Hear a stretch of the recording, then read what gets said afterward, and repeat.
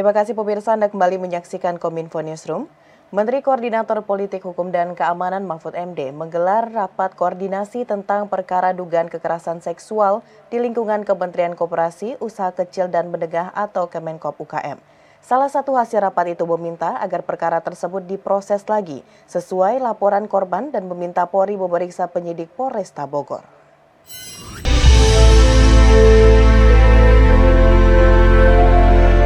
Kasus kekerasan seksual yang terjadi di Kementerian Koperasi dan UKM kembali mencuat ke publik.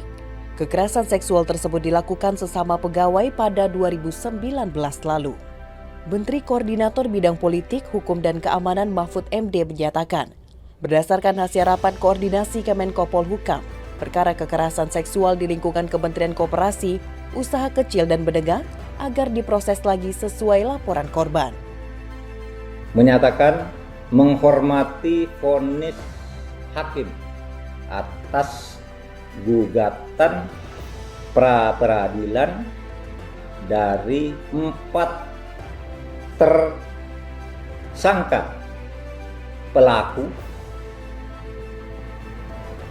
bahwa SP3 yang pernah dicabut untuk mereka dinyatakan sah oleh hakim, sehingga pencabutan oleh Polresta itu dianggap tidak sah. Yang sah adalah pengeluaran SP3-nya. Selain itu, Mahfud meminta Polri memeriksa penyidik Polresta Bogor yang menangani kasus kekerasan seksual yang dialami pegawai Kementerian Koperasi, Usaha Kecil dan Menengah. Kepada Divisi Propam Polri untuk melakukan pemeriksaan terhadap penyidik Polresta Bogor yang menangani perkara ini yang sejak awal sangat tidak profesional. Sebelumnya, Majelis Hakim Pengadilan Negeri Bogor menerima gugatan dan mengabulkan permohonan pra-peradilan yang diajukan 3 orang tersangka kasus kekerasan seksual pegawai perempuan Kemenkop UKM. Gugatan pra-peradilan yang terdaftar dalam Sistem Informasi Penanganan Pengadilan Negeri Kota Bogor dengan nomor perkara 5/pra/2022/PN Bogor dengan keputusan ditetapkan pada Kamis 12 Januari 2023. Dengan putusan tersebut, maka status tersangka kasus kekerasan seksual terhadap ketiganya menjadi gugur. Kendati demikian, Kemenko Polhukam tetap mendorong kelanjutan pemrosesan perkara kekerasan seksual yang disangkakan dengan pasal 286 KUHP terhadap 4 orang tersangka tersebut. Kami paham bahwa pra-peradilan belum memutus pokok perkara, belum memutus substansi perkara, sehingga jika proses ini dilanjutkan kembali, maka tidak dapat dikatakan nebis in idem, karena memang pokok perkaranya yaitu kejahatan sesuai dengan pasal 286 KUHP itu belum pernah disidangkan. Asas nebis in idem adalah perkara dengan objek, para pihak, dan materi pokok perkara yang sama diputus oleh pengadilan dan telah berkekuatan hukum tetap dan tidak dapat diperiksa kembali untuk kedua kalinya. Kementerian Lingkungan Hidup dan Kehutanan mengklaim perhutanan sosial mampu memberikan dampak positif bagi perekonomian masyarakat. Hal ini tercermin dari nilai transaksi ekonomi program perhutanan sosial yang menyentuh angka sebesar 118,69 miliar selama tahun 2022.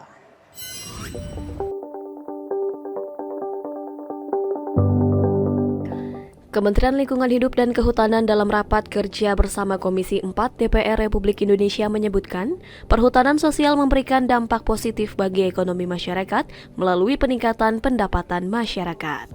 Perhutanan sosial adalah sistem pengelolaan hutan lestari yang dilaksanakan oleh masyarakat setempat atau masyarakat hukum adat sebagai pelaku utama untuk meningkatkan kesejahteraan, keseimbangan lingkungan, dan dinamika sosial budaya. Selama kurun waktu 5 tahun terakhir, terakhir, nilai transaksi ekonomi dari program perhutanan sosial selalu mencatatkan angka pertumbuhan. Pada tahun 2018, nilai transaksi ekonomi hanya sebesar 2,7 miliar rupiah.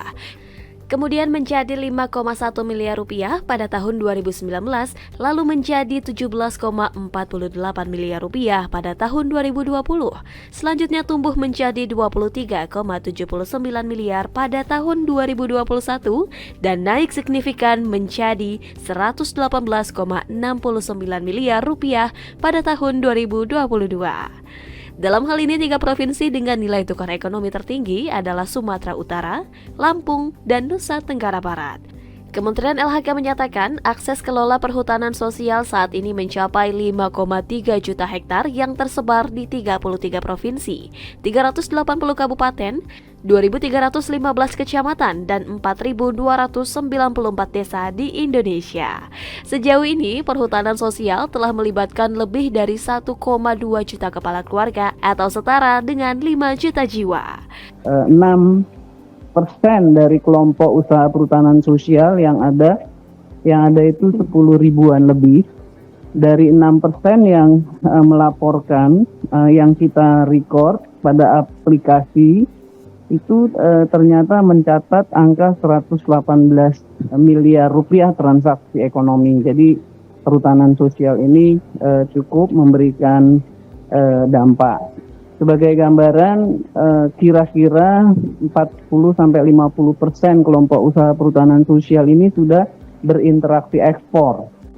Nah, ini seperti dari Jawa Barat, dari Maluku, kemudian juga Lampung, Nusa Tenggara Barat, dan lain-lain. Sampai tahun 2030, Kementerian LHK telah menetapkan target percepatan perhutanan sosial melalui distribusi akses legal 12,7 juta hektar, penambahan pendamping sebanyak 25.000 orang, pembentukan 25.000 kelompok usaha perhutanan sosial, pembentukan percontohan Integrated Area Development atau IED dengan minimum 1 IED per kabupaten, dan meningkatnya kontribusi menjaga ekologi sesuai dengan target Indonesia Volunteering 2030.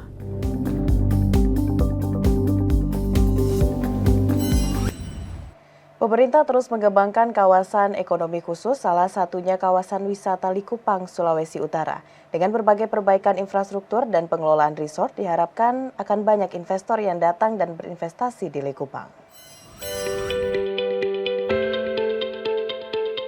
Presiden Joko Widodo dalam keterangan persnya usai meninjau kawasan wisata Likupang menyebutkan, saat ini Sulawesi Utara tengah berbenah dalam segi infrastruktur untuk meningkatkan kawasan wisata Likupang. Presiden menilai berbagai perbaikan infrastruktur seperti pengembangan bandar udara, perbaikan jalan menuju objek wisata Likupang, serta pengembangan dan pengelolaan resort sudah semakin memperlihatkan peningkatan. Jika ini terus dimaksimalkan, maka Presiden menilai akan banyak investor yang datang dan berinvestasi di Likupang, serta turis dari Asia hingga Eropa juga akan semakin banyak datang untuk berwisata. Hal ini tentunya tidak menutup kemungkinan Likupang akan mampu menjadi destinasi wisata yang terkenal seperti Bali dan Labuan Bajo. Ini bisa menarik investasi, menarik investor, dan kita harapkan seperti Marriott bintang 5 ini tidak hanya satu, tetapi nanti juga yang lain-lain bintang 4, bintang 3, atau yang resort, semuanya ada di kawasan Likupang ini. Dan kalau suasananya seperti ini, saya kira akan banyak lagi turis, entah dari Eropa, dari Asia, dari Tiongkok, dari Jepang, dari Korea. Saya kira ini sebuah kawasan yang menarik selain Bali, selain Labuan Bajo dan yang lain-lainnya.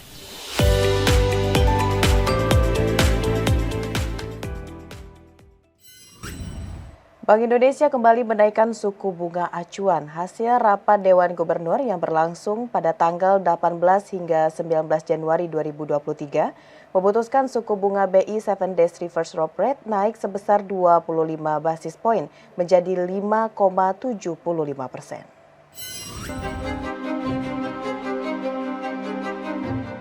Bank Indonesia secara resmi kembali menaikkan suku bunga acuan sebesar 25 basis poin menjadi 5,75%.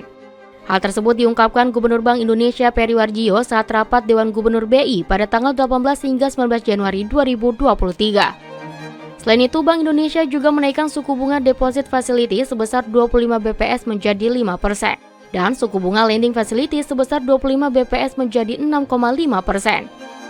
Adapun kenaikan suku bunga ini diyakini Bank Indonesia saat ini untuk memastikan inflasi inti tetap berada pada kisaran 3% plus minus 1% pada semester 1 2023. Lebih lanjut, Peri Warjio mengatakan bahwa kebijakan stabilisasi nilai tukar rupiah untuk mengendalikan inflasi barang impor juga terus diperkuat. Dengan operasi moneter falas termasuk implementasi instrumen berupa term deposit falas dari devisa hasil ekspor sesuai mekanisme pasar.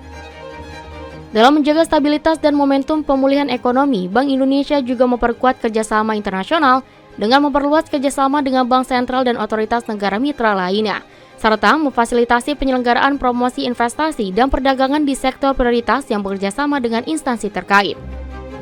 Kedepan, Bank Indonesia meyakini inflasi inti akan tetap berada dalam kisaran 3 plus minus 1% pada semester 1 2023 dan inflasi indeks harga konsumen IHK akan kembali ke dalam sasaran 3 plus minus 1% pada semester 2 2023. Bank Indonesia akan terus memperkuat respon kebijakan moneter serta terus berkoordinasi dengan pemerintah guna memastikan penurunan dan terkendalinya inflasi tersebut.